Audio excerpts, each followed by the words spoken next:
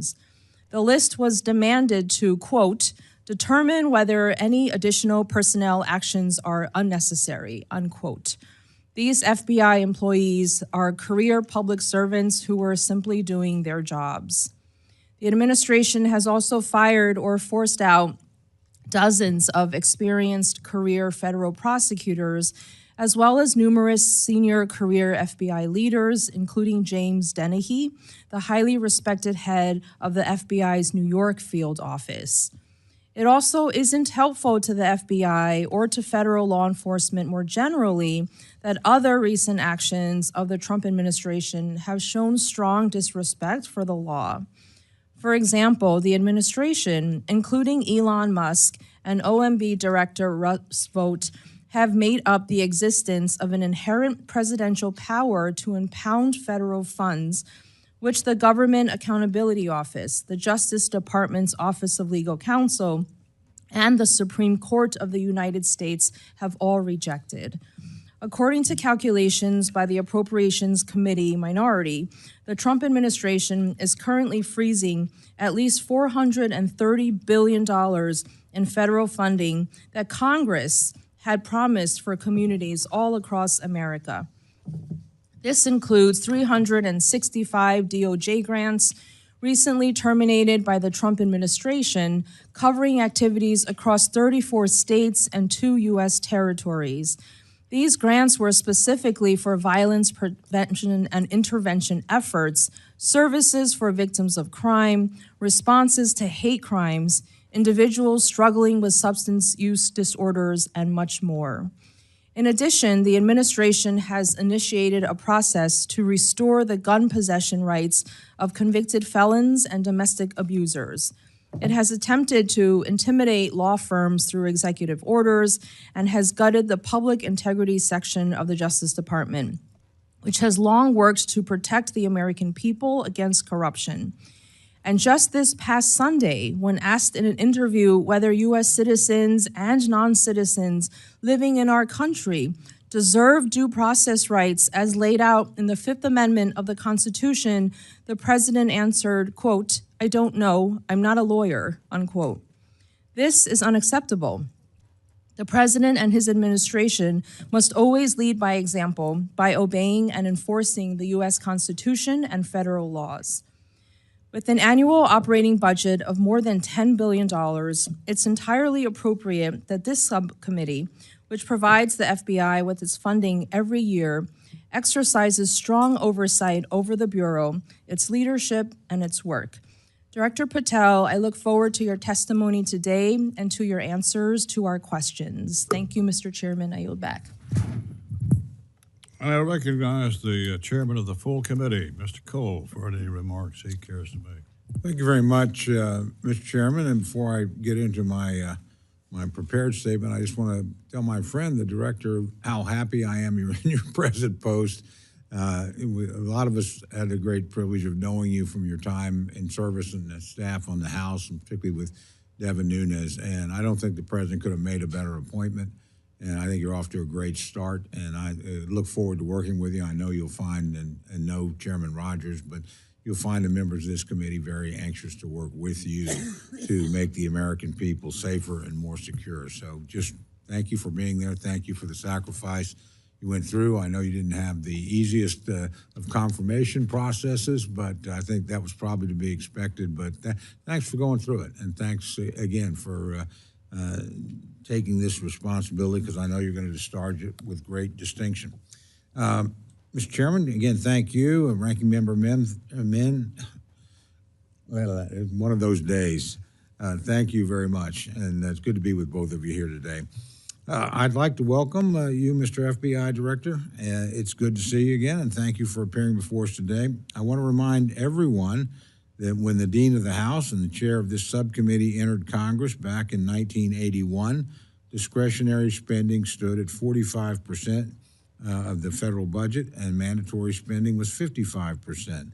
Fast forward today, we now have discretionary spending reduced to 28%, and mandatory spending having swelled to 72%.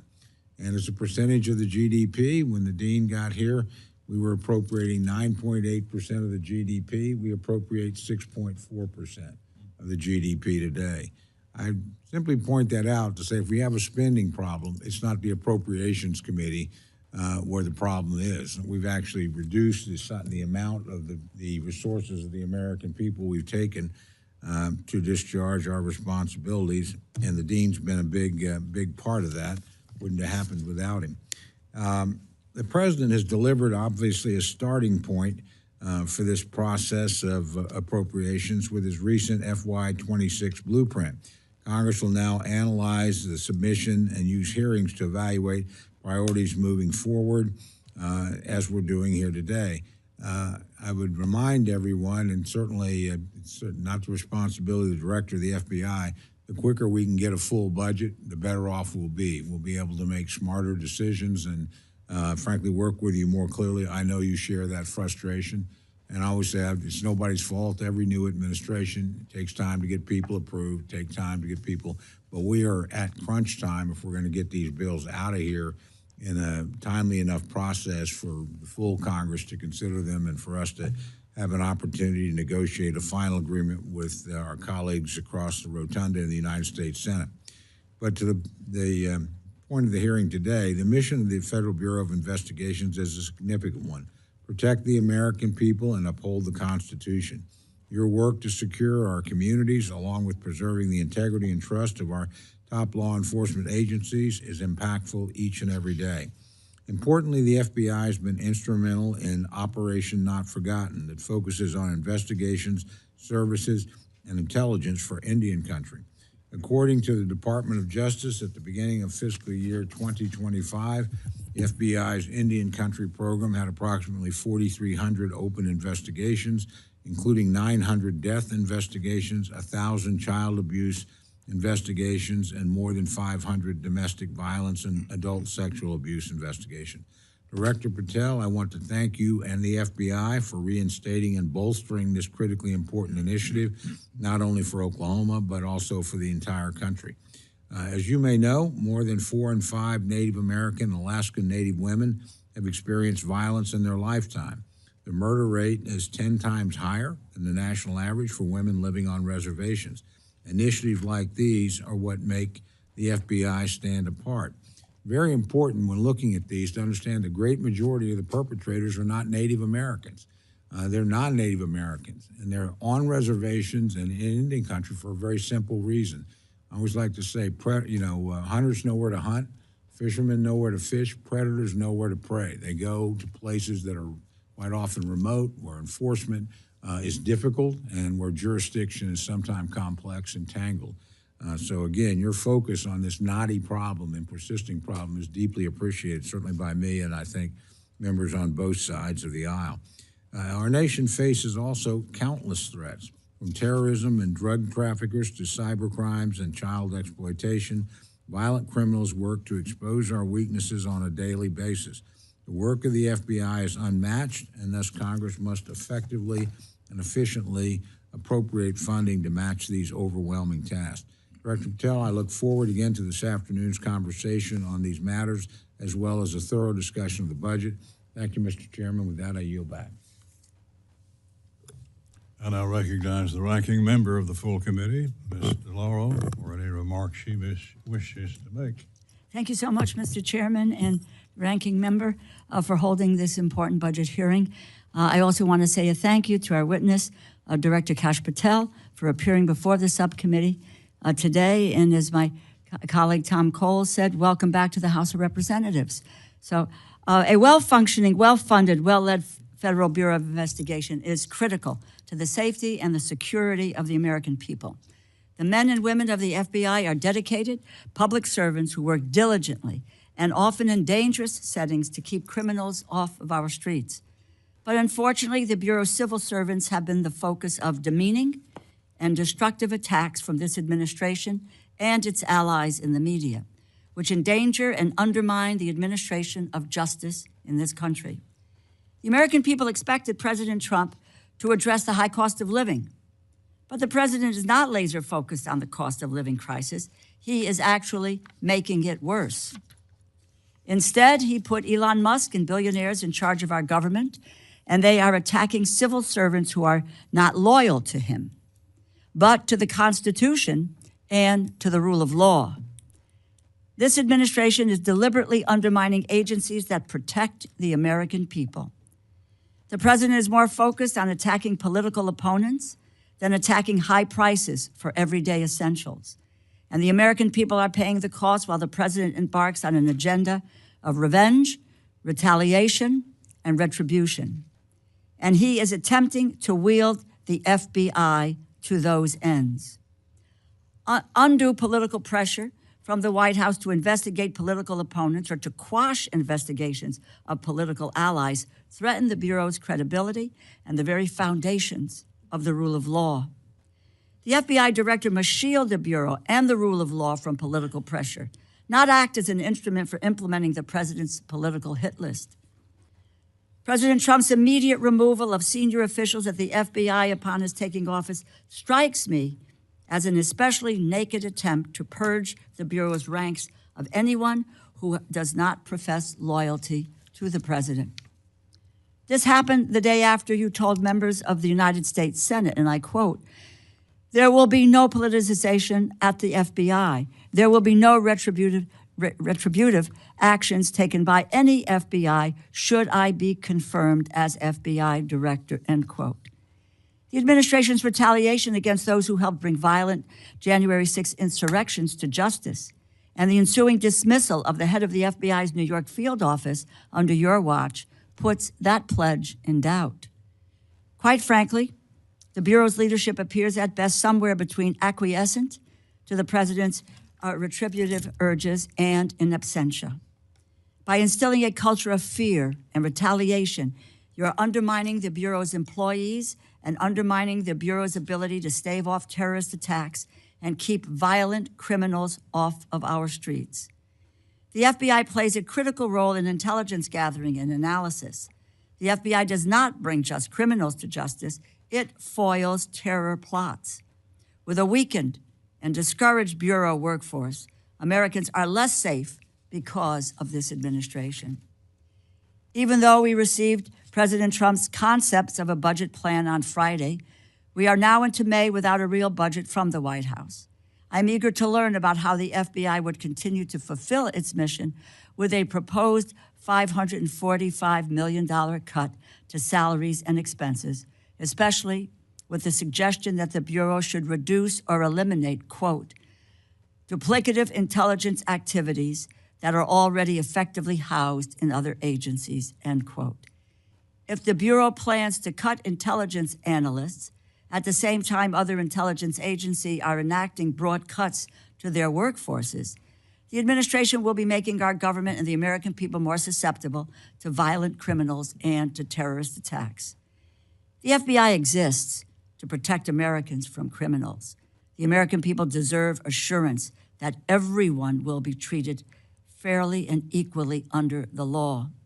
They are not seeing that from the Trump administration's FBI under your leadership, and we must receive clear and convincing answers as to why that is.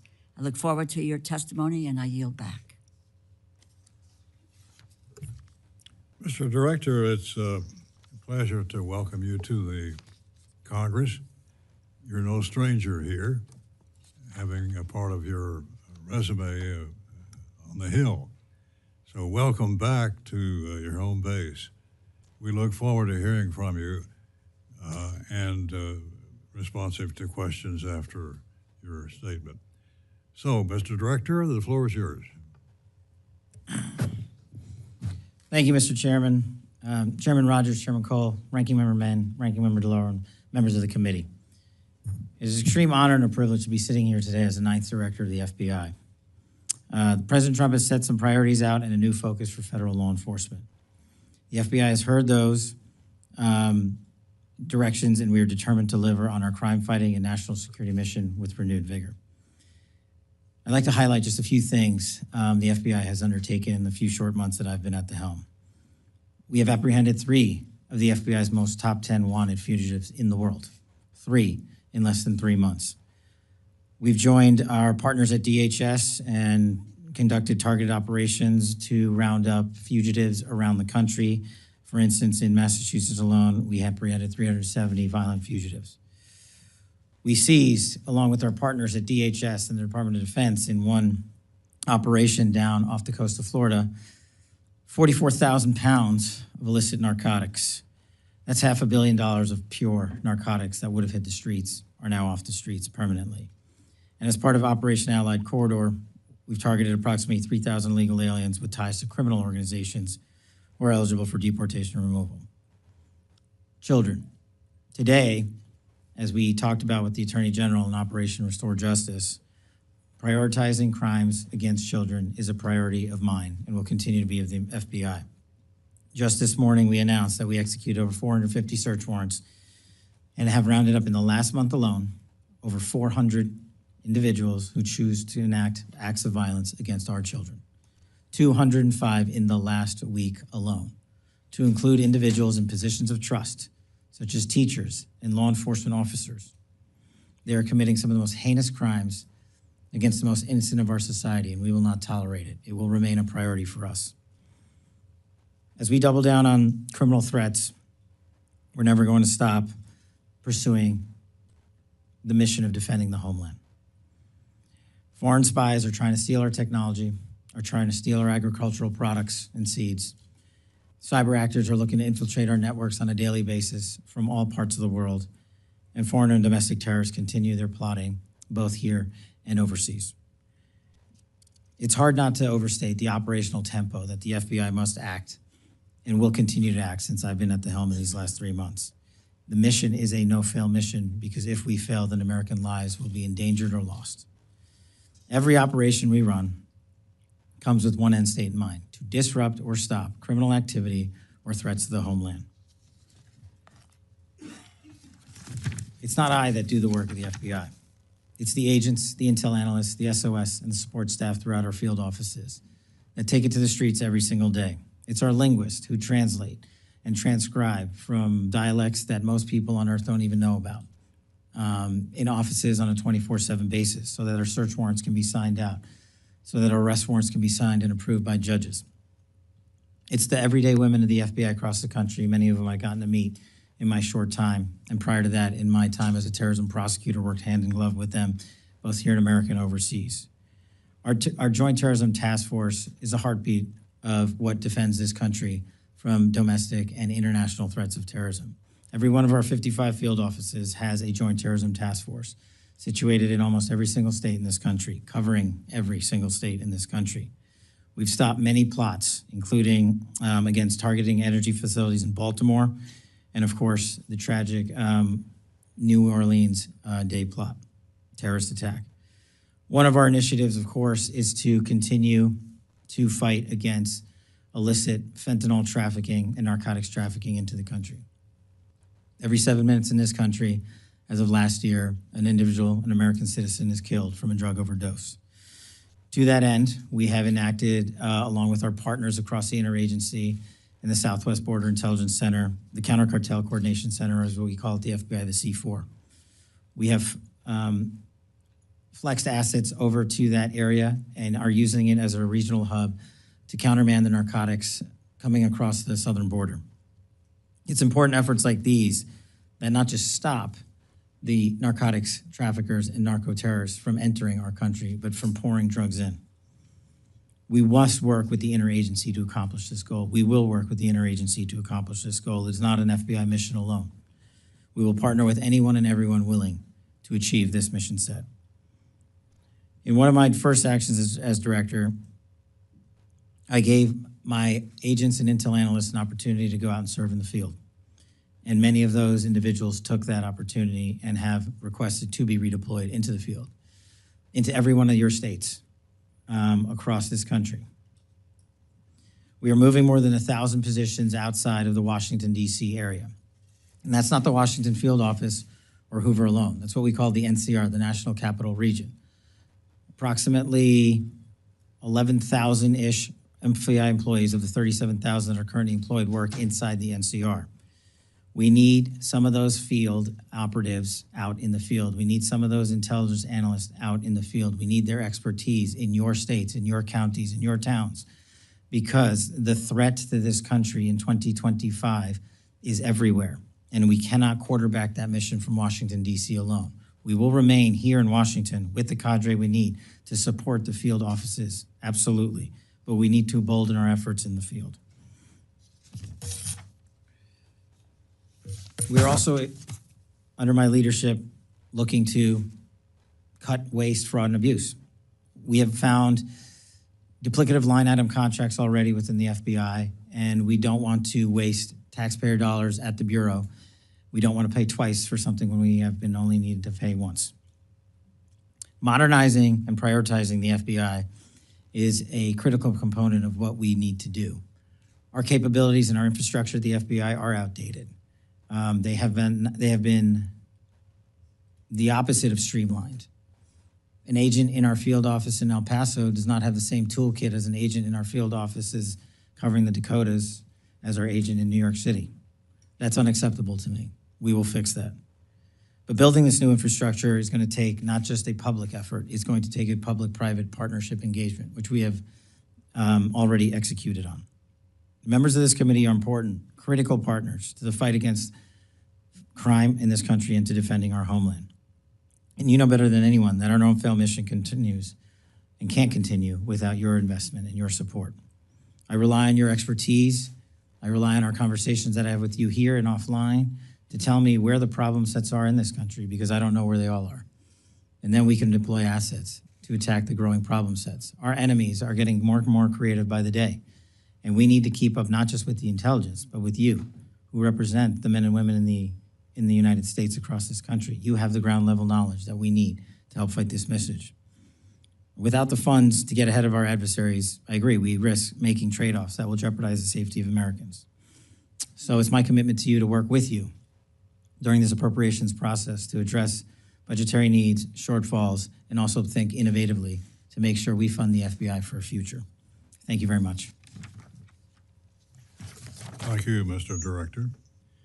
We will proceed under the 5-minute rule. And to begin with, I recognize myself. Let me say this, congratulations on the fentanyl raid in the last few hours. I think one of the largest, if not the largest, seizure of fentanyl drugs. What can you say about that operation? We seized, Mr. Chairman, I believe what you're referring to is a 6-kilogram seizure of fentanyl in Kentucky that constitutes an amount of fentanyl that can kill 500,000 Americans. And that's just one of the seizures that we have conducted throughout this country, because the fentanyl crisis in the United States of America has not been countermanded. This time last year alone, 620 kilograms of fentanyl had been seized. In these last 3 months, 840 kilograms of fentanyl have been seized across the country by the FBI alone. Fentanyl and carfentanil, a drug that is 100 times more potent than fentanyl itself, is exploding across the scene because we are letting our enemies and adversaries in mainland China produce chemicals and ship them here freely. And we need to attack that head on. And it's operations like that, Mr. Chairman, that will allow us to save the lives of our kids. Well, we certainly wish you well in that regard. This is your first time testifying before this subcommittee, and you've briefly shared a few priorities in your statement. Let me allow you more time regarding your initial priorities, particularly any strategic goals or areas where additional congressional involvement might be necessary. Thank you, Mr. Chairman. I think, and I hope to work with all members of the committee to achieve the following. I will ask you for money that I need and that the Bureau needs, and I won't ask you for a dime more. In order to achieve the mission of the FBI, if we continue on the current trajectory outlined, we will have to not only eliminate 1,100 vacancies currently at the FBI, I will have to fire 1,300 more. In order to fight crime at a level that is consistent with 2025, the budgetary number I've asked for in my paperwork is, I think, reasonable. And also, just to put it in perspective, it's multiples of billions of dollars less than what the TSA has to operate annually. I believe we can continue on the plan to safeguard our communities and redeploy assets to the FBI. For example, in Kentucky alone, if we are allowed to continue on this trajectory, we will plus up with approximately 30 agents and intel analysts with this redeployment effort that is already underway. That will allow more agents to be in the field and conduct more seizures of fentanyl, prevent more acts of violent crime, and stop more murders and stop more gangbangers. I firmly believe putting folks in the field is one of the biggest ways we can secure the safety of our communities.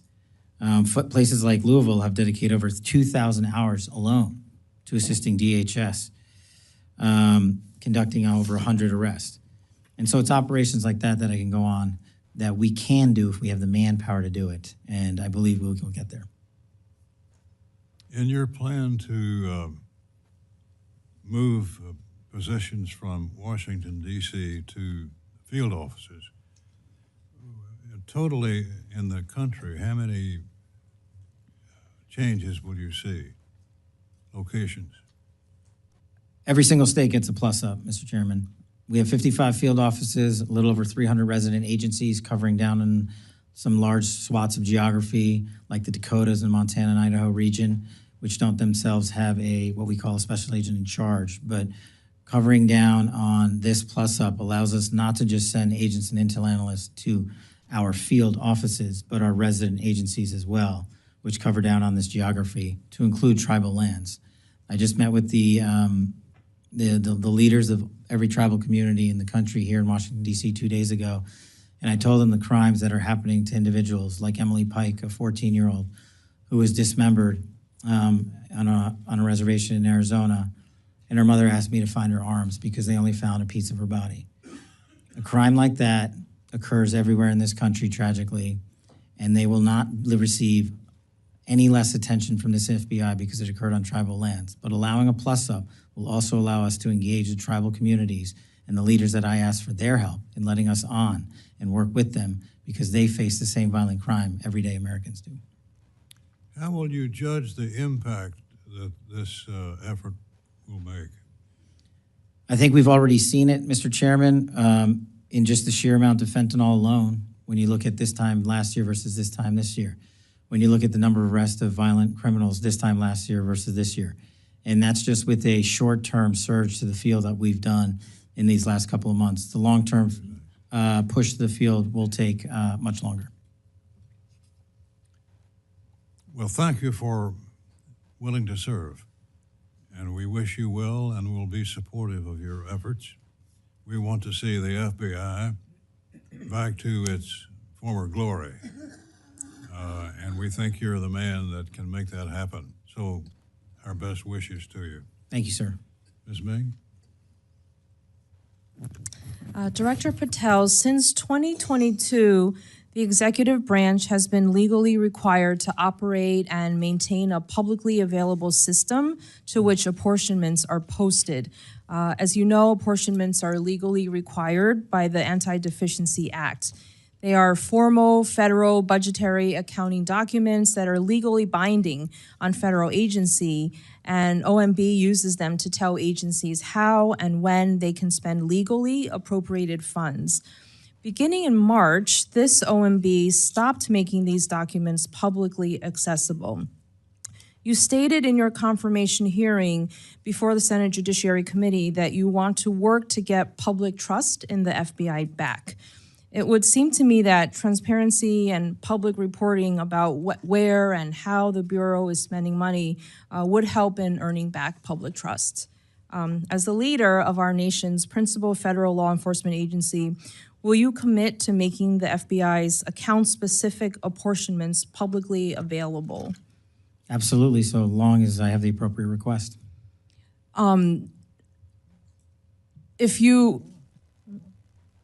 the law requires that all the information be posted publicly. Are you committing to do that? If that's what the law requires, yes. I'm not the appropriations expert, but if that's what the law requires, that's what we'll do. Do you have a timeline of when that would be possible, and why, since March, has it been taken down? No, ma'am, but I will get you one.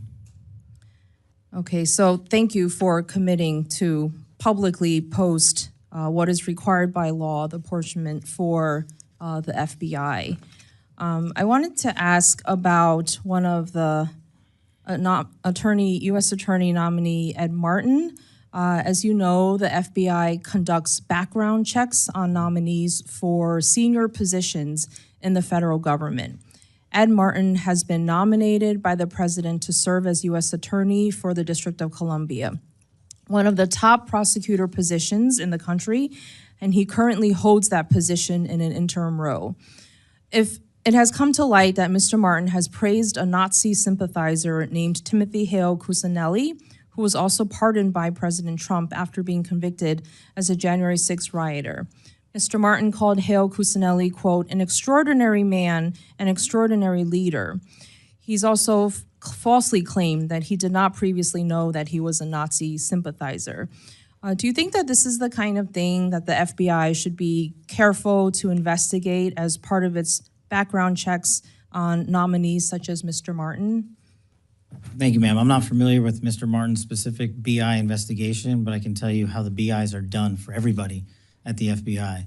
We have careers running the entire inspection division and HRD component. That has not changed since I've been in the seat, and every BI has been held to the same standard by them, and either they pass along the information from their investigations that they cultivate, or they don't. We do not tell them what to pass on and what not to investigate. Do you know if this information and past association was part of the record? I'm not familiar with his personal background. Do you think that these types of controversial comments and interviews, association with Nazi sympathizers and anti-Semitic comments would be appropriate for inclusion in a given FBI background check? Ma'am, since his nomination is pending, it's not for me to comment on it. I don't have the BI in front of me. But in general, do you think that comments and associations like these should be part of an FBI background investigation report? That's up to the field agents, ma'am. I can't rewrite that for them. They have a way of doing these investigations that I have not inhibited or changed or altered since I got in the seat. Will you look into it and make sure that should be included, controversial and very troublesome anti-Semitic comments and associations like that should be part of a background check? I will. Thank you. Lastly, as you know, earlier this year, the Justice Department demanded a list of all current and former FBI employees who at any time worked on January 6th investigations. According to the email from the then acting FBI director, the Justice Department will review those employees to, quote, determine whether any additional personnel actions are necessary. Director Patel, do you anticipate firing any additional FBI employees simply because they worked on January 6th related investigations? Thank you for the question. That email or memo was sent out prior to my arrival at the FBI. We have not addressed that specific email since I've arrived because the matter's in litigation in federal court. Do you anticipate firing any additional employees that may have worked in relation to the January 6th investigations? The only way you get fired from the FBI while I'm the director is if you violate the ethical guidelines or break the law. Okay. Thank you. I yield back. Judge Carter? Thank you, Mr. Chairman. Welcome, Mr. Patel. Glad to have you here, and I think you're going to do a great job in this new FBI. Given the Texas proximity to the southern border, what resources is the FBI dedicating to the counter cartel operations, fentanyl trafficking, and human smuggling network operating in coordination with foreign entities? Thank you, Mr. Carter. Thank you, Congressman. Excuse me. One of the things I mentioned during my confirmation hearing is the one thing I believe to be the underpinning of all violent crime, or at least the overwhelming majority of it in America, whether it's murders, gang violence, or sex slave trafficking, is narcotics. And narcotics, unfortunately, are pouring in not just on a border state, but every single state has become a border state. So to countermand that, we stood up the SBIC just next door in Arizona, the Southwest Border Intelligence Center. And the FBI's mandate there at the Counter Coordination Fusion Center is we have already sent dozens of agents and analysts out there to countermand the entire narcotics flow and interdiction process at the border. Specifically, when it comes to the state of Texas, sir, we will, if the appropriations process allows, augment the number of agents and analysts in the field and SOS support staff by over 85. That will cover down on every major city in Texas and allow us to cover down on the RAs in the outlying regions. So those places include Dallas, Houston, San Antonio, El Paso, but also the half a dozen plus RAs we have inside the state. Just in a hearing that I was in this morning with the United States Army, an issue came up about the cartel taking down one of our drones with one of their drones. I'm very familiar with the general policy on the border that if they're shooting at you, you can't shoot back unless it becomes obvious that you're going to come into serious harm. The military can't shoot back, nor can, for that matter, the Border Patrol. What do you think about these drones? I mean, they're unmanned. They're coming across and shooting down drones we're using for observation and other things. I think the policy ought to be if they shoot down our drone, we shoot down theirs. What do you think about it? Well, I don't think I have the authority to reshape that policy. Okay. But if it were in my capacity as FBI director, I know we are working with the Secretary of Homeland Security, who has a larger portfolio in the UAS space than we do, to cover down on that threat. But just in my time in government, the first term, the drone capabilities by our adversaries have significantly expanded. Their technology is wildly impressive. And they don't care if they lose one. Unlike us, we care when we lose a single one, as we should.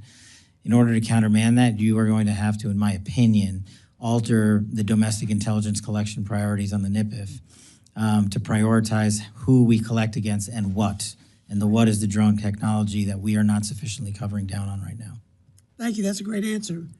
Critical infrastructure, especially in the Texas energy section, is increasingly under attack. However, how is the FBI coordinating with private industry and local law enforcement to detect and neutralize cyber threats before they impact the grid or supply chain?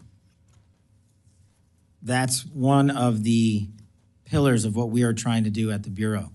We can't do it from Washington, D.C. We do it by engaging our state and local law enforcement partners, such as in Texas, because they are the ground level experts on who, the what, the when, the where, and the why. What we can do is bring in our AI-driven capabilities to go in and synthesize the mountains of information that are coming in, because there is no human or set of humans that can go through the amount of intelligence and information that we receive. It's a problem that we have and the public has acknowledged.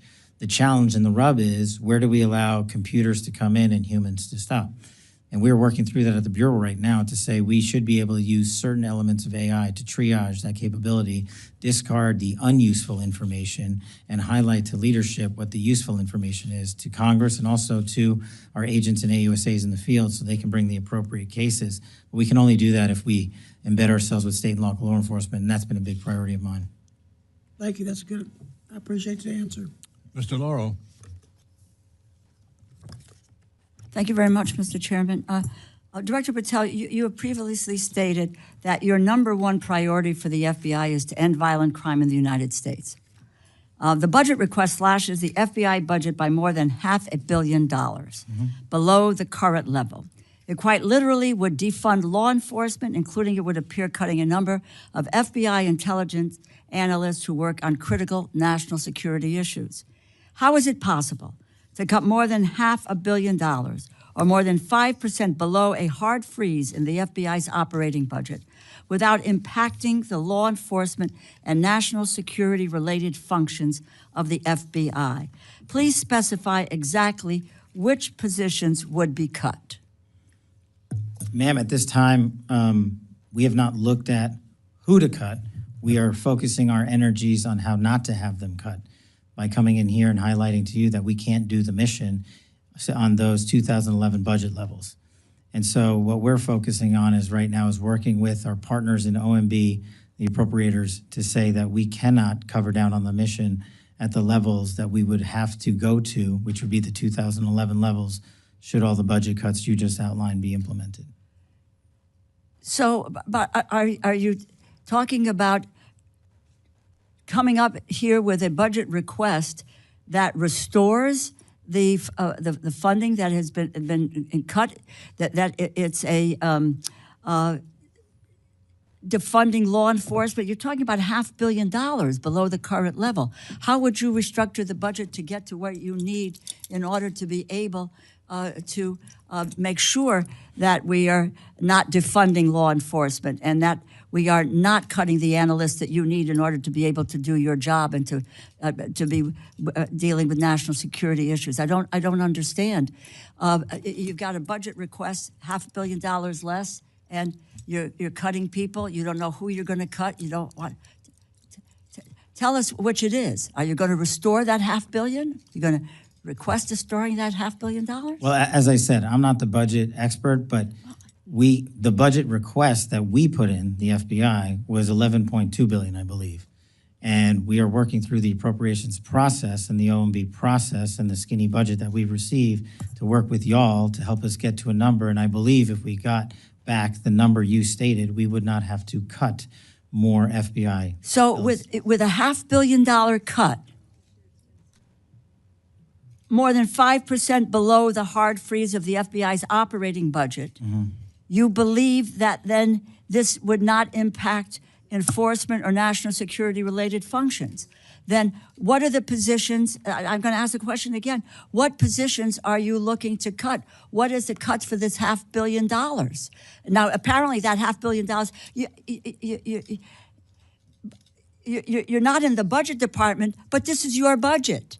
This is your budget. You have to have some idea of what you want to fund or not fund, or where you think you can cut or not cut, and provide that information to OMB. I'm unclear, and it seems to me that you are, as to what should be the budget of this agency, and if it's $500 million lower, what are the positions that you believe will have to be cut in order to reach the mandate that you are bringing forward to us in terms of your budget? Well, that's exactly what I'm saying. That's the proposed budget, not by the FBI. The proposed budget that I put forward is to cover us for $11.1 billion, which would not have us cut any positions. The proposed budget. So the skinny budget is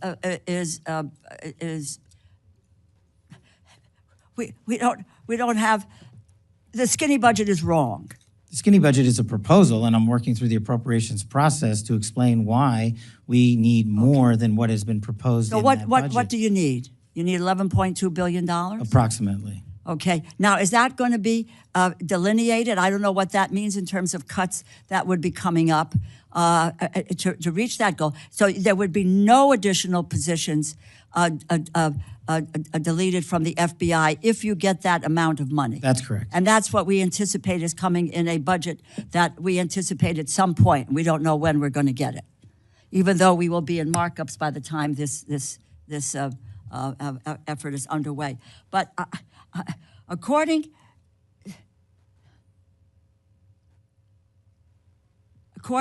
to what we have received from the FBI, there are 904 positions that are currently slated for transfer from Washington, D.C.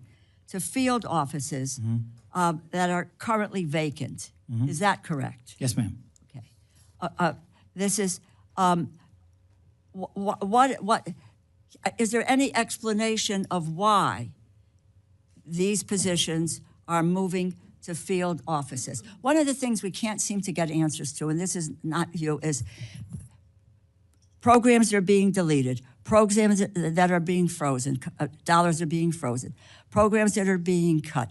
We don't have any sense on this committee, which is the Appropriations Committee, and making a determination of what we should or shouldn't do, is any evaluation from any agency so far, and I ask this of you, what is the criteria?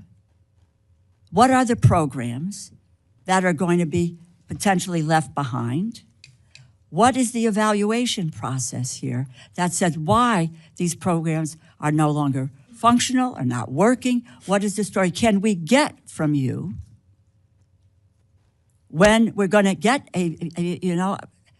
some sort of an idea of what is a budget that you can deal with? Is what will be, what may be cut, what may not be cut, and why? What's the criteria by which that these programs would be, the evaluation is to transfer them out? Or why are these people going to field offices? Can we get that from you? Yeah, I can give it to you right now, ma'am. The short answer as to why these folks are going to the field is because we are moving agents, intel analysts, and SOSs across the country into every state to get a hand-level grasp on violent crime in every single community. We're moving those folks out there. Okay, but I just will wrap up, and thank you, Mr. Chairman. You need to provide for us, specify exactly which so-called, quote, overhead positions are being cut, and since other federal agencies are also proposing position cuts, how won't this cut inevitably reduce the FBI's intelligence analytic capabilities? We need to have that information before we can determine what the budget is. Yes, ma'am. Thank you. Yield back. Mr. Klein. Thank you, Mr. Chairman. Thank you, Director Patel, for being here. Director Patel, when President Trump nominated you to serve, he aptly called you an advocate for truth, accountability, and the Constitution, who will bring back fidelity, bravery, and integrity to the FBI. You yourself have identified two important pillars in order to rebuild public confidence that include, first, streamlining operations at headquarters while bolstering the presence of field agents across the nation. I believe you just spoke to that. And two, second, ensuring that the FBI operates within the openness necessary to rebuild trust. It's a tall order given the record of some in recent years, but I'm optimistic you'll be able to achieve it. I'd like to dig in on these pillars to get your perspective as we take your budget request into consideration and craft a final product. The President's skinny budget request rightly expresses its commitment to upholding undoing the weaponization of the FBI that pervades the previous administration, which includes targeting peaceful pro-life protesters, concerned parents at school board meetings, and committed Catholics exercising their constitutionally protected rights to express their faith. You described to us the state of the Bureau from when you were confirmed. Today, you highlighted with our Attorney General more than 200 federal arrests for crimes targeting children. You also spoke to the reorganization necessary to meet the mission of the FBI. The President, in his skinny budget, also described reductions in, quote, pet projects from past administrations and duplicative agencies. In addition to speaking to moving employees out of D.C., can you expound upon this and how you plan to reorient the Bureau under this request? Absolutely. So part of the process is not just putting people out sporadically, throwing darts on the map. What we've done is we've taken a process with the careers at the FBI and said, where are some of the most violent crime places in America? And we've apportioned the plus-ups across every single state in this country based on percentages of where violent crime has been in an uptick on homicides, on gang violence, on drug overdoses across the country. And so, for instance, in the state of Virginia, we're going to give a plus-up approximately 20 folks from the FBI should we have our full budgetary requirements. And then the next step is, what do you do with them in the field? And what we do with them is what we've already done, Congressman Klein, in the Commonwealth of Virginia, is we stood up the first in the country interdiction task force where we brought in interagency partners from around the state of Virginia and the sheriff's offices and the FBI and our DHS partners and embedded them in an FBI building 50 miles that way and said, go to work, because this is a hotbed of criminal activity. And in 1 month, the Virginia Homeland Security Task Force, as it was dubbed, arrested over 500 violent felons. 500 violent felons. And that wasn't by doing any new process or creating a new way to get after crime. It was done by letting good cops be good cops. And we want to take that plus up and that model to every state in the country, not because I said it works, but because it actually worked. And we've been asked by other governors and other senators and other representatives to bring that to their states, and that's exactly what we want to do, and we're planning to do that here. And commend you for the accomplishments in the Commonwealth. Prior to the swearing in of the current administration, a report was released detailing how federal law enforcement used its virtually unchecked access to private financial data to deputize the financial sector as a de facto investigative arm. In particular, under your predecessor, the FBI manipulated the suspicious activity report filing process by encouraging financial institutions to file SARs based on names and other criteria shared by the FBI. This process appears to bypass the requirements of the Bank Secrecy Act and allowed the FBI and possibly thousands of other law enforcement officials to obtain warrantless access to Americans' sensitive financial data through a process known as FinCEN query. Additionally, it appears that though 27,000 federal officials are able to download BSA data onto their own internal agency systems outside the purview of FinCEN regulators through the agency integrated access program. You've been working well with the Judiciary Committee, where I also sit, to provide some transparency into the past actions of the Bureau before your tenure. Could you describe some of the work you've done on this to still achieve the major successes you've had on arresting violent criminals while preserving civil liberties of Americans? It's a balance that the FBI must strike every single day. To achieve the law enforcement capabilities, we've already talked about that, but to achieve the capabilities of restoring public trust and working with our overseers in Congress, we must actually work with our overseers in Congress. And every appropriate request for information we've delivered upon. And then it is up to the men and women in Congress to say, we need you to look at X, Y, or Z. We don't think this is working. Can you change this regulation or policy?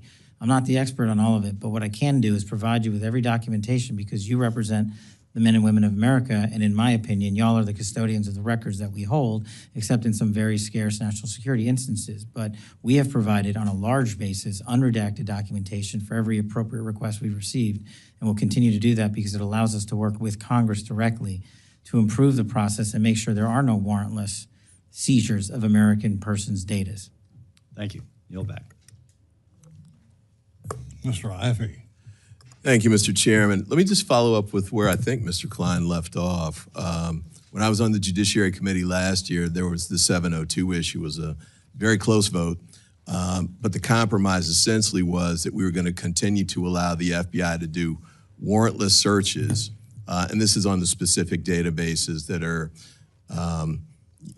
that there's access to, but in order to try and be preemptive with respect to terrorism or other types of efforts where you wouldn't have time to get the warrant. Very close vote, but the compromise was that reports were going to be filed by the FBI on a regular basis, I think to the Judiciary Committee. My understanding is we haven't gotten one yet, so I would encourage you to do that. And if you're not familiar with what happened during that era, I'd encourage you to take a look. It was one of the really most problematic scenarios the FBI had in the last 4 years. Mr. Patel, I'll tell you, I didn't support your nomination or your confirmation, but I appreciate what you're saying here today, especially the offer to work with us in trying to address a lot of these concerns. I think I appreciate what you said about your the budget issue, because if you're saying you think you need more than what the skinny budget's giving, I strongly agree. I was really concerned to see the $540 million plus cut to the FBI, and the rationale was that it was going to be, DEI school board meetings and gender ideology, and there's not $500 million worth of cuts related to that, regardless of how one might feel about whatever those issues were. And I really do believe that the FBI is the greatest investigative body in the world, and the strongest asset that you have are your team, your human resources there. And I think you said something about eliminating 1,100 positions and having to fire 13 more, that you didn't want to do that, but given potential budgetary impacts, you might have to do that. That would be horrible for the FBI, especially right now. So we certainly will work with you to protect your budget. A couple quick points with respect to your testimony. One concern that I did have was, there were some things that you really didn't touch on in your testimony.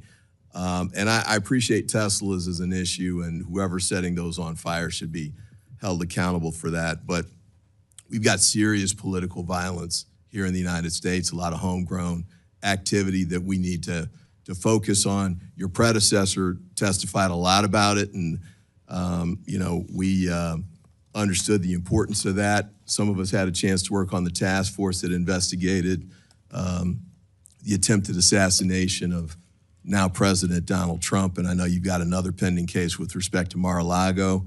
I think that might be one of the things you want to talk about, not just what happened then, but what's being done following up on that, because there continue to be issues. Governor Shapiro's house being set on fire was another horrific example of that. Also domestic terrorism with respect, you mentioned New Orleans in your oral testimony today, but that's the kind of homegrown terrorism issues that I think we need to focus on, and really only the FBI can get at that in the way that we need to have done. Brian Thompson, that assassination of the United Healthcare CEO was another example of that. The political violence, or violent crime issue that you just mentioned a moment ago, I've got mixed feelings about the decentralization of your staff. I take the point that you want to make, and my only encouragement would be that you take it slow, especially with specialized positions to see. We did a mini version of this here in Washington, D.C., 25 years ago when we went to political neighborhood prosecution and policing.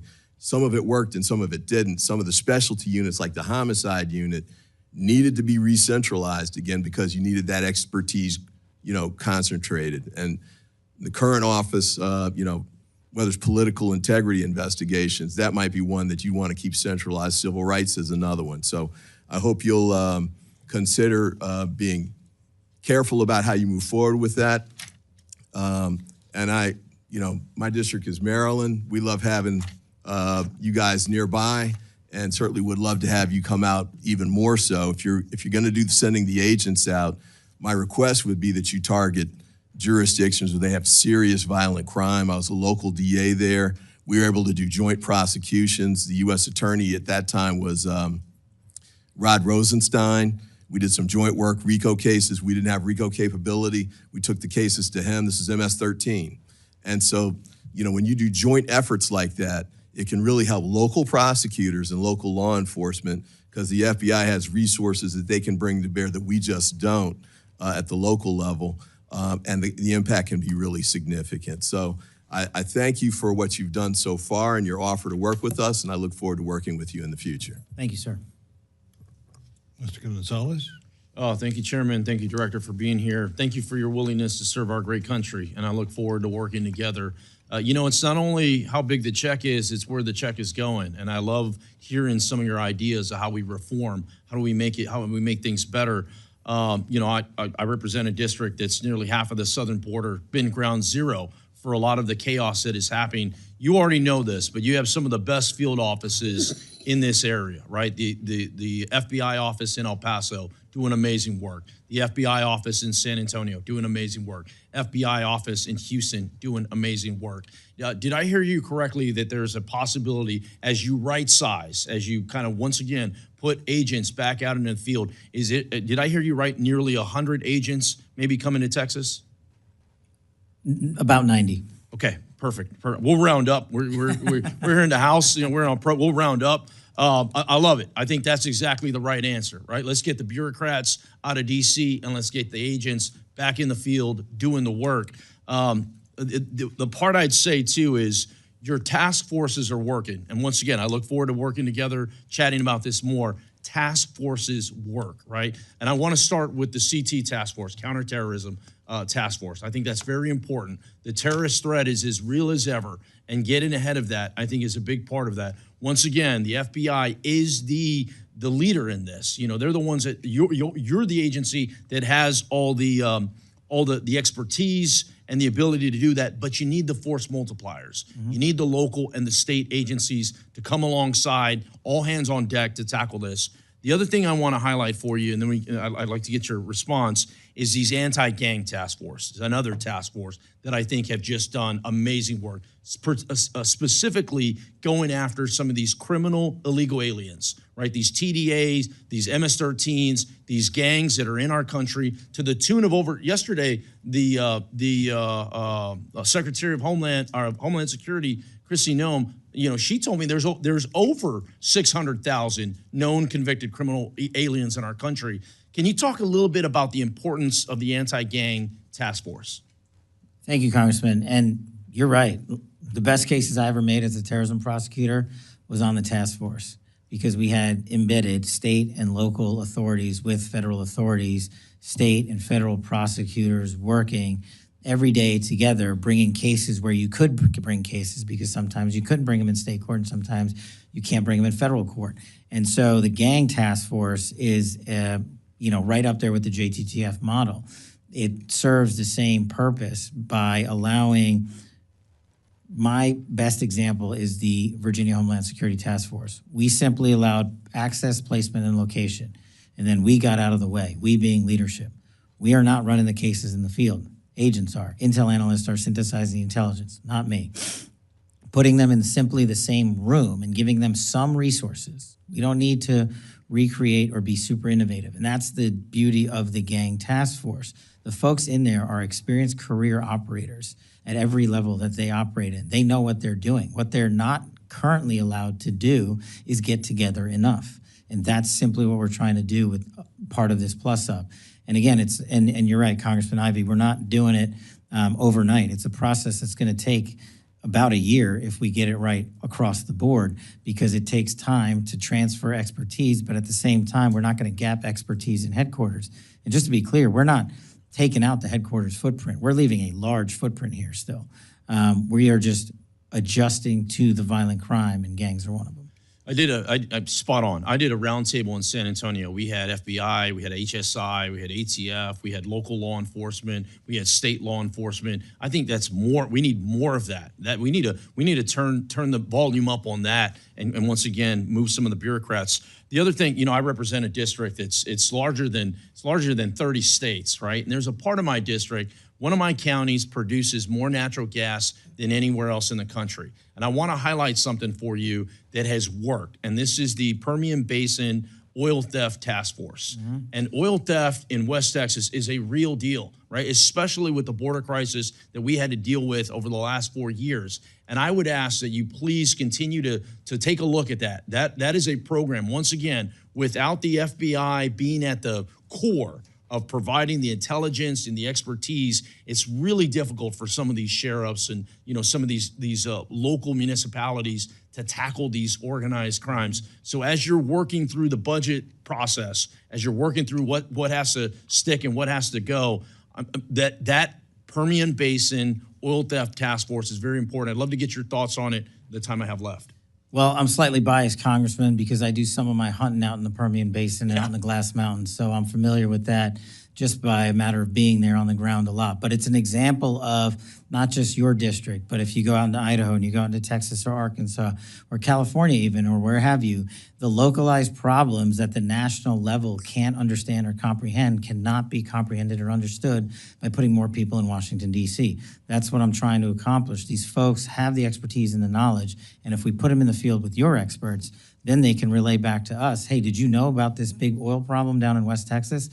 Sadly, most Americans know, but honestly, most Americans shouldn't. It's not their responsibility, it's mine.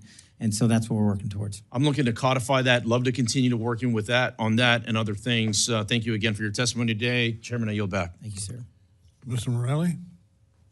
Thank you, Mr. Chairman, for the meeting, and thank you, Director Patel, for being here. I want to just preface this. I feel important to say that I think while the history of the FBI has not been a perfect one, the goal of the agency has always been focused, as it should be, on keeping Americans safe, the safety of American citizens. And I think I am concerned about, and I think millions of Americans as well are concerned about any suggestions that there will be a political agenda or adherence to the president's agenda as opposed to the safety of American citizens. And I appreciate everything you've said this afternoon, and I'm grateful for it.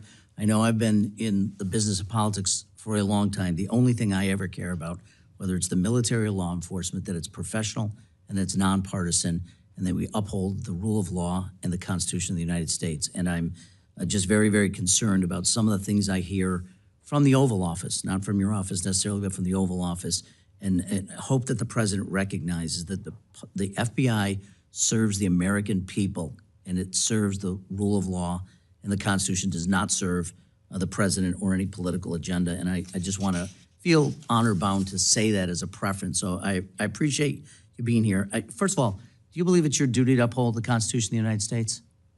Mine and everybody at the FBI. I appreciate that, sir. I want to go back, and I appreciate what everyone said. You know, the skinny budget, as we're calling it, is frustrating for appropriators because it's really hard to tell from the literally 10 lines and 100 words about the FBI what is envisioned here, and it calls for a cut of, as we've talked about, $545 million. I gather, as I'm piecing this together, I think roughly speaking, the proposed budget is about $10.7 billion. The president has asked for about 10.2, rough numbers. You're suggesting 11.2, which would be about a $500 million increase. And I think I share, as my colleagues do, some interest in, first of all, recognizing what that increase would be and how it would accrue to the benefit of the American people. Can you just quickly, and I have a couple of different questions, so I'd ask you, just tell me where you would focus that increase on, because I'm concerned about the proposed cut, and we have virtually nothing to go on here. Yeah, very quickly, just in the last 3 years, the FBI has, through budget cuts and CRs, left vacant 1,000 permissions approximately every year. So right now, while everybody thinks the FBI has 38,000 employees, we do on the books, we don't have 38,000 humans. So year over year, those cuts have led to book attrition. And in order to get some of those back and some of those vacant slots back, we need to actually fund them. And the rest of the funding would go to preventing the removal of an additional amount of agents. Well, look, I'm sure you share our frustration. You probably didn't like the proposed budget any more than I think many of us did. So we would encourage you, as you're speaking to the president, to encourage him both to speed up the process and also to consider some of your recommendations. Earlier this week, there were reports by the Attorney General's plans to dissolve the Organized Crime Drug Enforcement Task Force by September 30th of this year. I find this deeply troubling. The task force's recent success in my district, just last week, we removed over 200 grams of fentanyl from the streets of Rochester, New York, where I'm privileged to represent.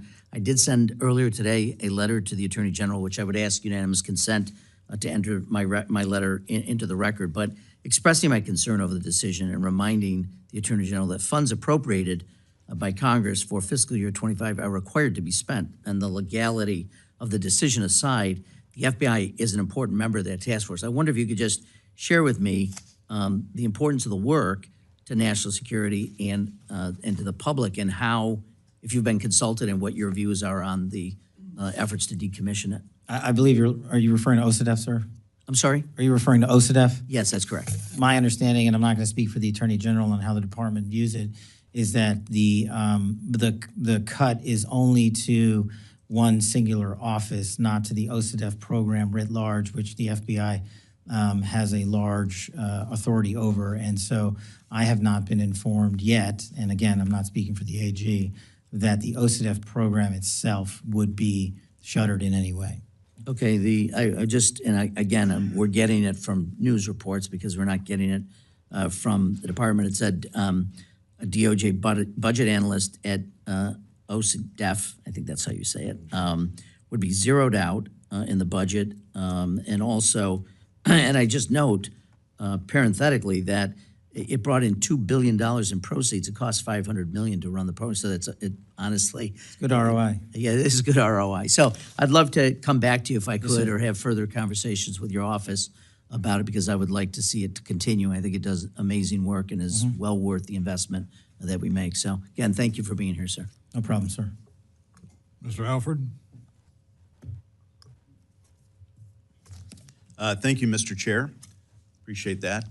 Director Patel, good to see you again. Thank you for being here. How many employees currently work for the FBI? It's approximately 35,000-ish. About 13,000 special agents, When we're full up, we're not quite. 3,000 intelligence analysts, Yes, sir. 19,000 professional support staff. Yes, sir. Is that about right? You say that you have eliminated 11,000 employees. Is that correct? No? No, sir. I think, How many people have been let go from the FBI? I don't believe I fired anybody. No one has been, but you could be firing up to how many? Well, I could I would be forced to remove an additional 1,300 employees if we go along with the budget that's out right now. So that's where the $545 million in cuts would come from? Right, and just real quick, so a large portion of that also, people ask why we don't have that in our coffers currently. It's because there was a 2%, and rightly so, pay raise, so we used a lot of funding that we received in the last cycle to make sure everybody got paid what they need to get paid. Were there any deferred resignations? in the FBI? I believe a number of individuals have taken the program offered by the Justice Department. Would hiring or firing have anything to do with loyalty to the President of the United States? No. Would retribution have anything to do with any hiring or firing decisions? None whatsoever, sir. Would retaliation have anything to do with any hiring or firing positions? No, sir. The fentanyl crisis is very real. I had a friend who's lost 2 sons in the last 3 years to fentanyl poisoning. I prefer to call it poisoning because that's what's happening. China, Mexico, poisoning our young people, killing some 300 on average a day in America. We've discussed this before a couple of weeks ago. With the southern border almost 94% secure now, the attention is turning towards the northern border. Would you care to expound on that, please? I could talk about this for a long time, but I'll keep it short. Basically, if you look at last year versus this year, our enemies and adversaries, as I said in the beginning, are adapting and have gotten smarter. So a lot of the CCP processors of fentanyl precursors are no longer going to the narco traffickers down south. They're going down there into terrorist organizations and shipping it up north. They're making it in Canada, and then they're dumping it down here. Why? Because of the tyranny of distance. We've got a lockdown on most of the southern border. And just to highlight for you the known or suspected terrorist statistics in entering this country illegally, last year was about 350. The overwhelming majority of them came in from the northern border. This year, we're on par right now with about known or suspected terrorists entering the country from the northern and southern border, and it's about 45 each. So it's not just drugs that are coming in, but it's those looking to do harm on our way of life. How do we counter that? We need a literal full government approach, across the board, state level wide approach, but we also need to take our adversaries more seriously overseas and not fall to the traditional position that if we're successful in one area, they won't adapt. They always do. You mentioned earlier in your testimony and some answers to previous questions about relocating personnel to the interior of America, getting them out of Washington, D.C. How many would be going to the Kansas City regional office? Approximately 37 positions to Missouri, 33 to Kansas City, 1 each to Topeka, Wichita, Jefferson City, and 2 to Springfield. And why are they needed there? You said that you're sending these to the most violent places, I believe is a quote. So I didn't decide that. I asked the people at the Bureau who've been doing this job for 20 plus years, tell me where we need to send agents, intel analysts, and SOSs. And these are the places they told me to send them and why. Because of the proportion of violent crime per capita in those regions needs to be covered down on. And that's not to say, and I don't want to say Kansas City has an explosion in and of itself, it's violent crime, but Kansas City covers down on a large area in Missouri and its surrounding states that have an explosion in violent crime, and that's why we're sending them there. Do we have the facilities to accommodate these personnel moving out into the regions? You do. There's been a lot of conversation about a new FBI headquarters. With the 30 seconds left, I know that you have an idea of moving the headquarters to the Reagan building, is that correct? We're currently in the process of reviewing options to keep the FBI within Washington, D.C., but we will most certainly be leaving the Hoover building because it is simply unsafe for the FBI personnel. Director, thank you for your service. I yield back. Ms. Dean? Thank you, Chairman Rogers, Ranking Member Meng, Chairman Cole, Ranking Member DeLauro. And thank you, Mr. Patel, for your testimony and for being here today. I've been looking at the president's 120-word FBI budget request, the so-called skinny, I'll call it Ozempic request, that states that, quote, the undoing of the weaponization of the FBI is one of the administration's top priorities. The weaponization of the FBI that is something that deeply concerns me. It should concern all of us. And yet, since taking office, President Trump has been on a revenge tour.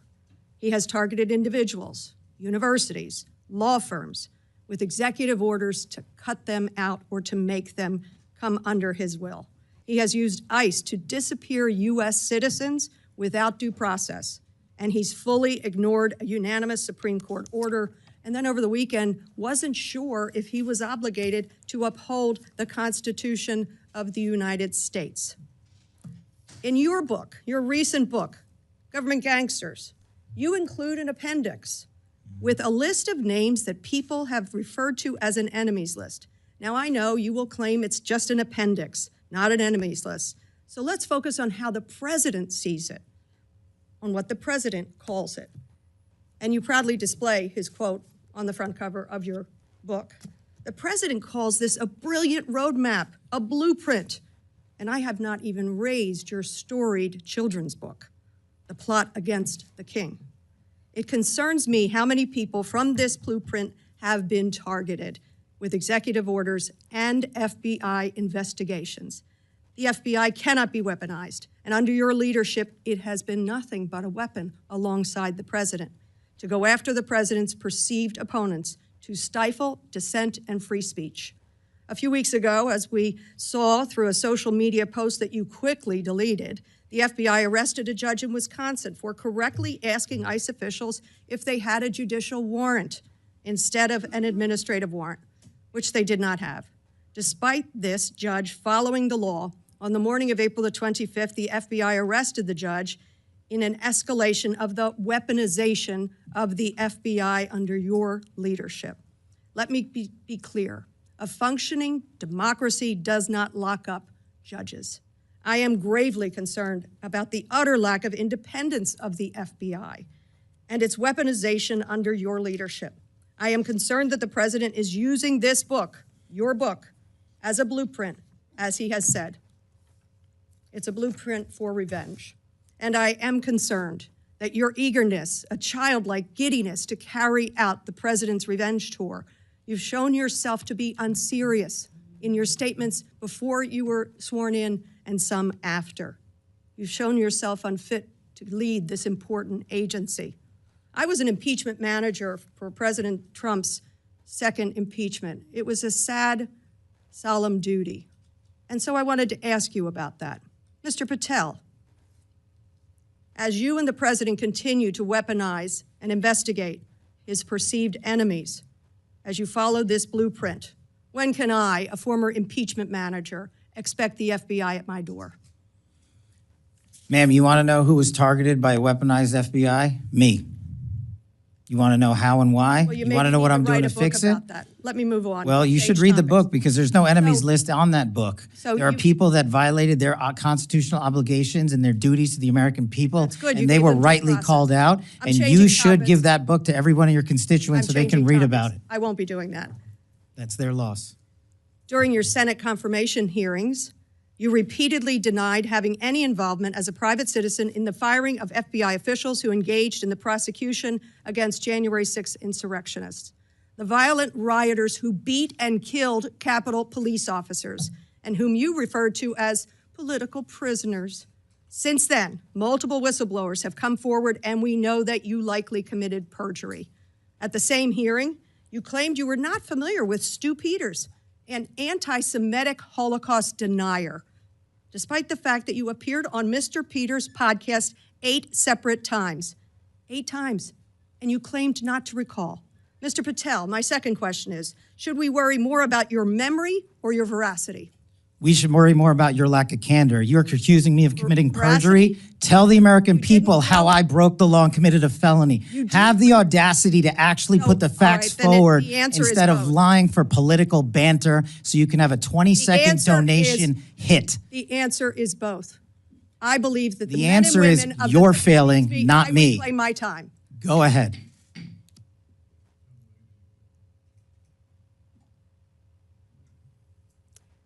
Mr. Patel, I believe that the members of the FBI, and I know many of them, many retired, 38,000 people, as you say, it's a little less than that now, deserve the very best, deserve extraordinary independence, deserve freedom from the fears of being investigated, the freedom of coming forward to make sure they're doing their job.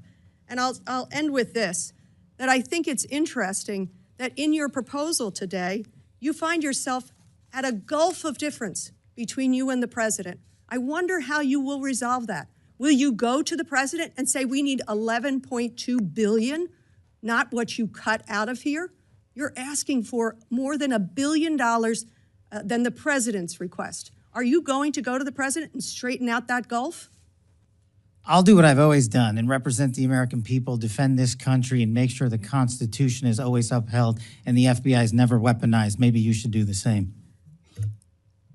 So you agree with the president when he says he doesn't know if he should uphold his constitutional duty? If you want to just keep putting words in my mouth, the TV cameras are outside.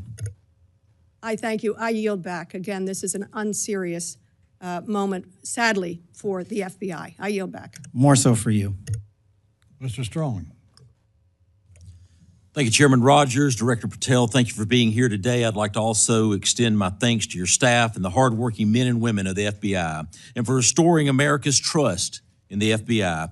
I'd like to commend your efforts to move FBI personnel into the field rather than into the Beltway, where their work can be the most impact. Let me start by shining a light on my district, Alabama's 5th Congressional District, which includes Huntsville, Alabama, and Redstone Arsenal. The FBI's presence at Redstone Arsenal dates back over 50 years to 1971. Currently, FBI Redstone seats over 2,000 personnel and includes personnel from 20 of the FBI's 30 sections. Time and again, North Alabama has answered the call to support the FBI with a second-to-none workforce, state-of-the-art facility, and plenty of room for cost-effective and responsible growth. Director Patel, a few weeks ago, you visited Redstone Arsenal in my hometown. Could you share with us what you saw while you were there and the impression the visit left with you? What I saw while I was there was the best example of what I've seen when appropriators work with the Bureau to defend the nation. And I wish everybody would go down to Huntsville, Alabama. It is our premier experienced law enforcement capability center and training facility that the Interagency only wishes they had. What we have down there in cyber, in long-range missile defense capabilities, nested there with NASA and the Department of Defense, and further programs, including our Terrorism Explosive Device Center, which the world relies on to stop bombs from going off, and so much more is down in Huntsville, Alabama.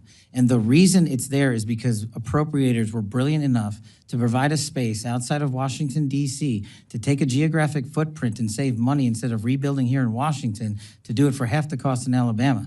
And that's why we're moving 500 FBI employees this year to Huntsville, because the technical expertise they possess, and we do not want to remove from the FBI, is nested in Huntsville and not Washington, D.C.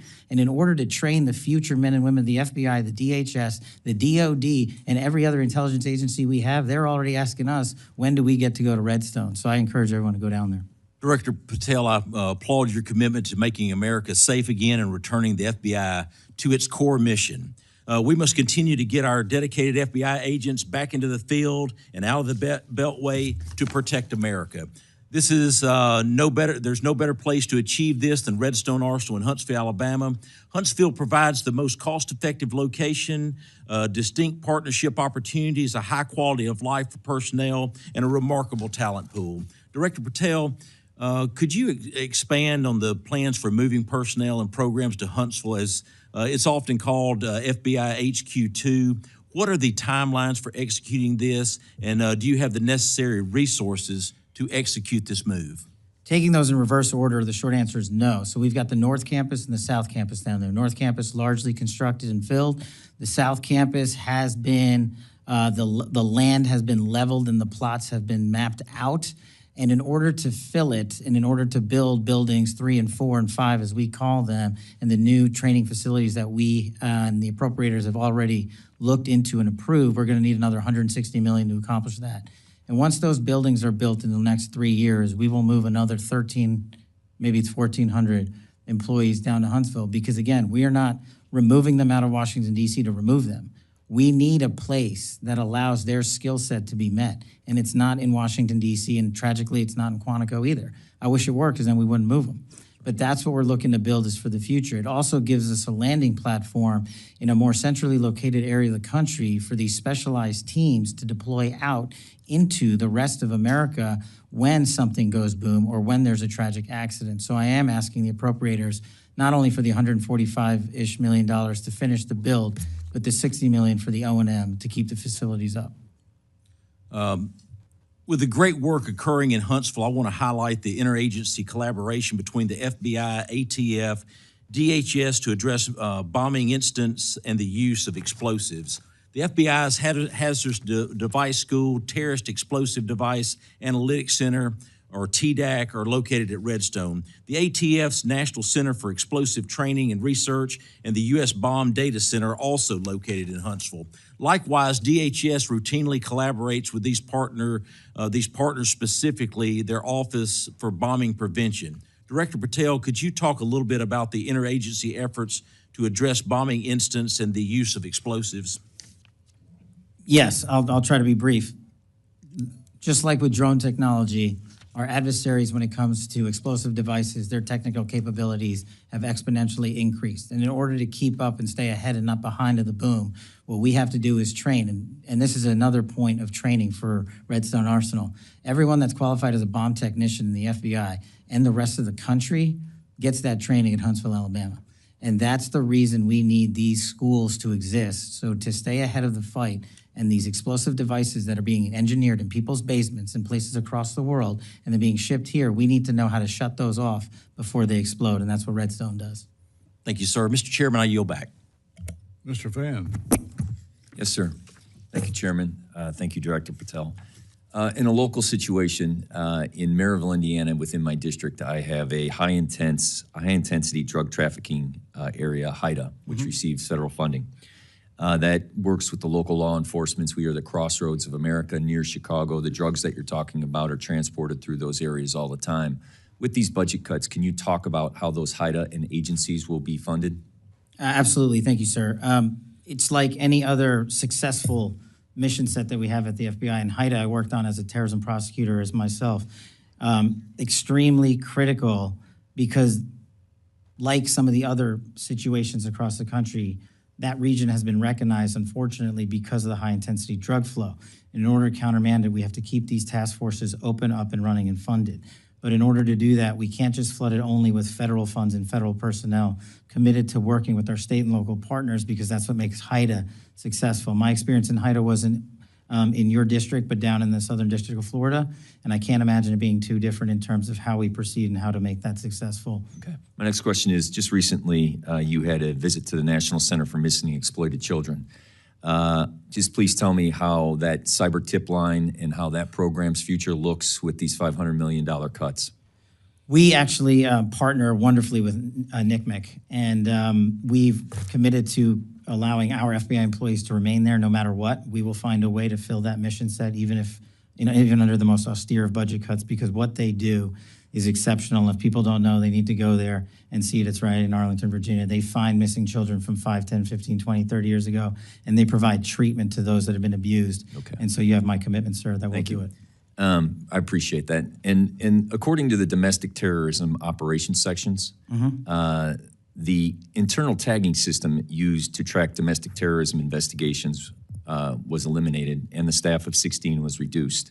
Can you tell me that future and where you hold that program? Sir, if I may, can I get back to you on that in writing because I'm not familiar with that off my head. Then in your written testimony, you had talked about cybersecurity. I'm going to tie two things together. The FBI agents, are they still currently at the end of every week emailing the 5 things that they've accomplished? I'm glad you raised that point, sir. We never did that. I stopped that. FBI agents were never asked to put in their goals in which they accomplished? The reason why I say that is because I had a specific conversation at a retirement party of a chief from an agent who expressed to me that after he had chased a car down 8094 who had stabbed a family member and he left his home and was able to prevent that individual from killing someone else because it was cross state lines, that he had to go back and then that next day was told he had to fill out his emails of what he accomplished. That email was sent across government agencies. So it was sent to the FBI. It was sent to. So you just said it was never sent to the FBI. So was it or was it not? It was sent to the FBI. I, as the director of the FBI, said we are not. Who sent it? We are not responding to it. It came from a general account at the department. Okay, so then my next question is, that information that my FBI agent in my district sent to that agency, how is that information protected? I'm sorry, are you saying the agent responded to that email? Are you saying they did not? I told the workforce not to. But you just told me that they received the email. We did. So without this, let's just assume that they did. Where did that information go and how is it protected? That information would have only been sent to their immediate supervisor, and every supervisor in the Bureau was told if they received any such information, it is not to be actioned in any way. So what happened with that information with the supervisors? I don't know. Well, I'll have to get back to you on that, if any was collected, but if it was, it was. So you said that the FBI, that a different agency sent that email. What was that agency? It came from the Department of Justice. Okay. And those emails never went back to the Department of Justice who requested it? No, sir. Okay. And you're 100% confident of that? Yes, sir. Okay. The information that the supervisors had from those agents, where did that go? That should not have been transmitted anywhere. We got on top of it fast enough where I believe, and Because I'll you thought double-check. it was wrong? I thought Why did you prevent it? Because the operational mandate that we have at the Bureau, in my opinion, prohibited the public disclosure of that information across our media. So to be perfectly clear, the Department of Justice got it wrong. I'm not speaking for the Department of Justice. But you are saying that that directive was in complete conflict of what your procedures and processes are. My procedures and processes are under the Department of Justice. I'm saying as a subordinate of the Department of Justice, that's where the email came from. I don't know where it came from on top of them. But your directive was to make sure that the Department of Justice did not get the FBI information. That no one got it. Except the supervisors. Why would they request it if they would never get it? Well, the supervisors were told to stand down. What I'm trying to say is when that email came in, we acted as fast as we could, I think the same day, to say we are not in a position to do that. Everybody hit pause till we figure out what to do. And the end result was we at the FBI are not complying with that request to publicly do so. And we told agents that if you feel the need to express that information to your supervisors, only do so on the classified system. Okay. The information that I received, that personal conversation that I had, that agent didn't seem like he felt the need. He felt it was a directive. I thank you for your forthcoming. I look forward to working with you. The purpose of me bringing up this questioning was to make sure that that information is secure. Yes, sir. I'll double check. Mr. Moore. I yield back. Thank you, Mr. Chairman, and thank you, Director Patel, for being here. One of the things I wanted to touch on, and you mentioned in your comments, and I think this is just wonderful, is that one of the metrics you're looking at as you're moving these agents out into the field is opioid-related deaths. My state of West Virginia, we have the highest per capita opioid deaths in the entire country. It's unfortunately not even close. And as you're moving these agents out of Washington and out into the field, I believe you recently toured our CGIS building there in Clarksburg, West Virginia, which I think is a great facility, which is in my district. And is that facility going to receive any additional FBI personnel? Thank you, Congressman. Yeah, touring CGIS was an incredible opportunity for me to understand what I don't think most Americans and most of the world doesn't. The reason we are able to technically relay information on a live-time basis throughout the country and throughout the world is because of the Criminal Justice Information System hubbed in West Virginia and all its subordinate capabilities. And what we want to do is expand a little bit of footprint out there because we have so much land already paid for. And so, yes, in my move to shift resources outside of Washington, D.C., I would envision going more, not just to CGIS, though. The state of West Virginia would also receive a plus-up of 8 at least employees, should I get the budgetary requirements. And then you mentioned, and there's 1,000 acres out there at CGIS. It's quite large. Is there additional resources that you need to be able to build out there at CGIS? Well, unlike Congressman Strong in Redstone, I don't have a prior appropriation that began new building construction in OMB. So we would need that. We've got the space for it, we've got the footprint for it, and we have already the manning to move into it. And what we have is aging systems that are aging out in Washington, D.C. and the NCR that either would have to be upgraded here at a monumental expense or moved right out to West Virginia. And you wouldn't know this off the top of your head, but perhaps you could come back to us what that number looks like in terms of being able to expand that footprint, what that appropriation would have to be for you to be able to expand the footprint out there in Clarksburg at CGIS. Sorry, I could get back to you on that in writing. Yeah, that would be great. So you said in total it would be it'd be 8 additional agents that'd be going to West Virginia, or is outside of CGIS? Outside of CGIS. Yeah. And then how many additional at CGIS? In CGIS, we are looking to move in. The problem is almost every seat in CGIS is filled. Oh, okay. So that's the issue we're running into because we've maxed out our spacing there. So to have a bigger footprint, we would just need new space. Okay. And Mr. Chairman, if it's appropriate, maybe perhaps we could engage in a conversation to identify, if appropriate, some additional resources to help Director Patel seat these individuals, since we don't have the space currently out at CGIS. We got the acreage, we got 1,000 acres out there, but we just don't have that. So maybe that's something you could follow up with the chairman Yes, and sir. his staff with. Happy to. I yield back, Mr. Chairman. Thank you. Mr. Clyde. Thank you, Mr. Chairman. First, FBI Director Patel, thank you for being here today. As we all know, during the 4 years of the Biden-Harris administration, the once greatly respected FBI had been increasingly politicized and weaponized, drifting further from its core mission, and that is to protect and defend all American citizens. And Director Patel, I know you've been very new in the position, just a couple of 2-3 months, and you have a difficult task ahead of you. But I am very pleased and thankful for your confirmation, as I believe you are one of the best things that has happened to the FBI in at least the last decade, maybe 2 decades. Under the Biden-Harris administration, we saw the FBI weaponized against conservative ideologies, and more specifically targeted former President Biden's chief political rival, now President Donald Trump. Since President Trump first announced his candidacy in 2016, corrupt actors within the FBI unfairly targeted him, beginning with illegal surveillance of his campaign and administration based on a now debunked dossier funded by Hillary Clinton's campaign, leading eventually to the unprecedented armed raid by the FBI on his home in Mar-a-Lago. This politicization extends beyond President Trump. The FBI under the Biden-Harris administration also acted against the First Amendment rights of everyday Americans. Armed agents raided the home of pro-life activist Mark Houck, pointing weapons at his family over a peaceful protest. Whistleblowers also revealed that the FBI's counterterrorism division labeled concerned parents as potential threats, simply for opposing radical gender policies in schools.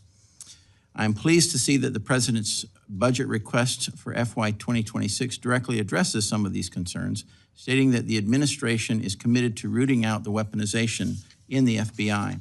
So can you outline for me the steps that the FBI or that you are taking to restore the FBI's credibility and ensure that it operates in a nonpartisan, impartial agency committed to protecting the rights and safety of all Americans? Thank you, Congressman. What we're doing is the results we're seeing in Georgia, in Atlanta, specifically, are working. And the baseline is simple. The field level agents and intel analysts will decide what cases to open and shut based on one constitutional standard alone, a reasonable, articulable basis that meets the FBI dying requirements and the requirements of the Constitution to do so. It is a yes or a no. It is not a gray zone. It is not our job as FBI agents to make prosecutorial decisions, and we will not. We will open cases to investigate, and we will refer matters to the Department of Justice. And when you see that methodology and ethos transcend the FBI, you see what you've seen in Atlanta in the last 3 months, which is 255 violent criminal offenders arrested, 72 kilograms of fentanyl taken off the street. That's 5.5 million people dead. That's off the street. You've seen seizures of 11 kilograms of cocaine, 5,000 pounds of illicit narcotics, and that's enough lethal doses in total to wipe out half your state. If the FBI agents follow the Constitution singularly, that's what happens, and that's my standard. That's great to hear, because I appreciate that very much. Director Patel, I also want to address a recent incident that has had a lot of my colleagues on the left, not me, up in arms. 2 weeks ago, federal law enforcement officers arrested Milwaukee Circuit Court Judge Hannah Dugan on charges of obstruction of an official proceeding after evidence came to light that she shielded an illegal alien from federal agents. So, does Title 18, Section 1505 of the United States Code, titled Obstruction of Proceedings before Departments, Agencies, and Committees, prohibit individuals from obstructing or impeding the due and proper administration of the law? Generally speaking, Congressman, since that case is open, not commenting on that. Okay, yes. fair enough. All right. Well, I commend the FBI for its prompt action regarding the judge's alleged criminal behavior. That tells me that no matter what position you're in, all right, you will be held to one standard, equal justice under law. That's true. Thank you. All right, in recent years, particularly during the first Trump administration, we witnessed state and local officials openly expressing their intent to obstruct federal law, especially regarding immigration enforcements. This has contributed to the rise of so-called sanctuary cities, where local authorities have publicly stated that they will not cooperate with federal immigration enforcement efforts. So how does the FBI intend to respond when judges or other officials, elected officials, continue to take actions that hinder federal law enforcement, such as those observed in Milwaukee? The FBI can only enter spaces under the Constitution that it is permitted to do so. We don't look at the position you're in, what your job is, where you come from, how much money you make, or what your ethnicity is. And for me, sitting here as the first minority ever to be the FBI director, I take that responsibility even more exceptionally so, because there has to be a colorblind system of justice. And we will execute the FBI's mandate of protecting the American people and upholding the Constitution to just that. It will be singularly applied to every single person in America. And not just that, it will be singularly applied to every single person within the FBI, because no one at the Bureau is above the law either. Thank you. And one last quick thing. You had mentioned the need for additional building construction in Huntsville at Redstone. I believe that there's $500 million in the CJS building account and about $800 million in the FSGG account as well, what was going to be slated for the new building, that you might look at that as a resource. Thank you. I did not know that. I will look. Yes, sir. Thank you. And I yield, Mr. Chairman. Thank you. Thank you. I think we are ready to wrap up here, but I will yield myself 3 minutes in closing. Mr. Director, the drug war, killing our beautiful young people, but we got a bit of a ray of hope in the last couple of weeks.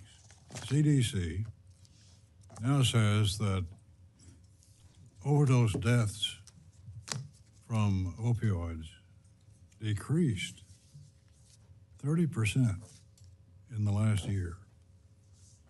That's the good news.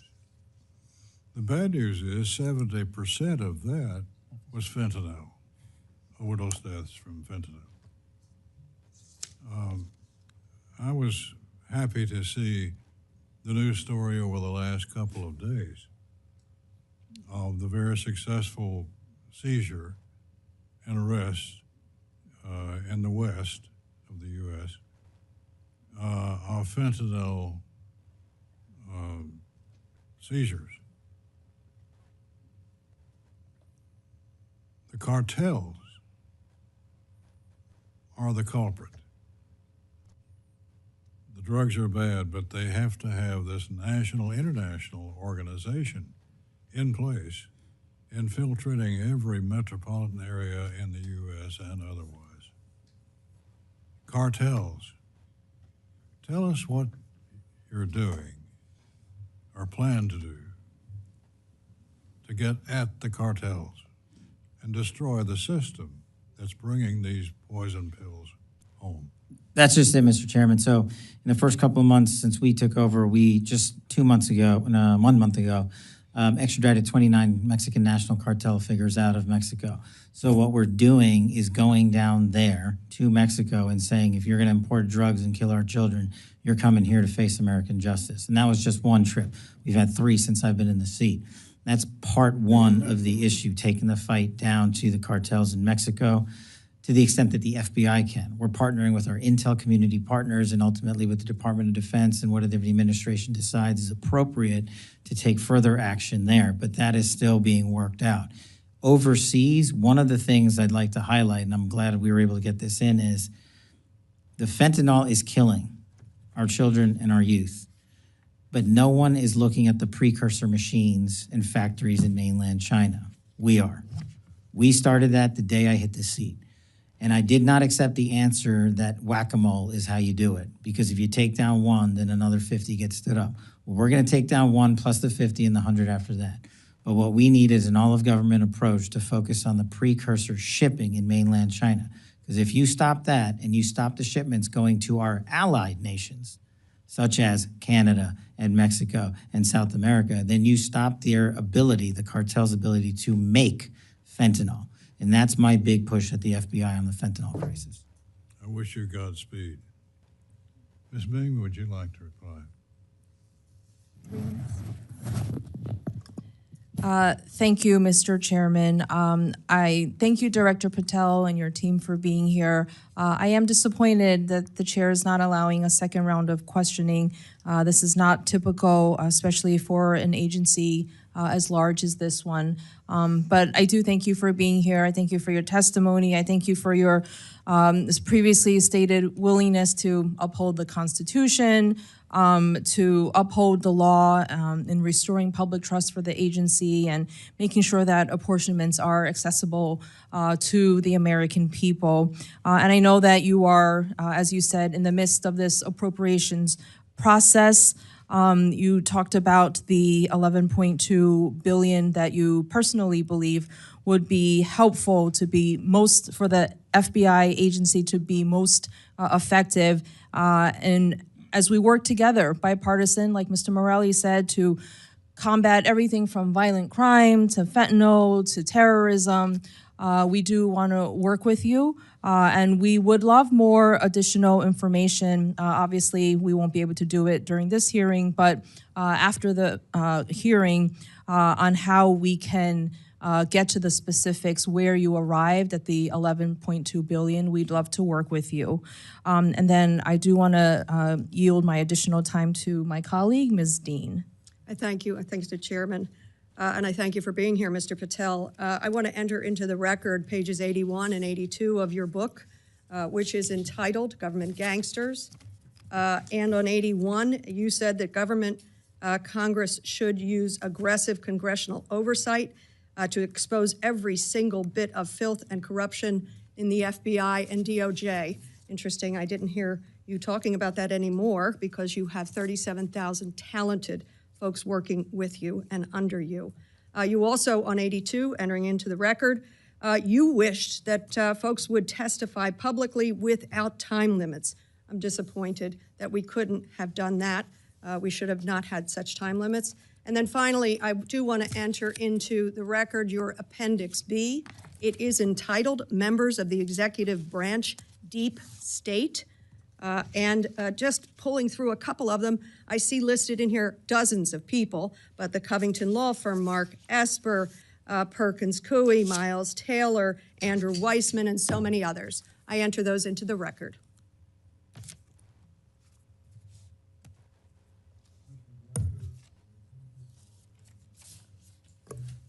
We thank you for being with us today. We think that you're the right person for the job, and we're all wishing you well and success. So thank you for your devotion to this country and to the cause that you now head. Without objection, members may have 7 days to submit additional questions for the record. Thank you, Mr. Director, for being with us. Thank you, Mr. Chairman. Committee Members stands of the committee. adjourned.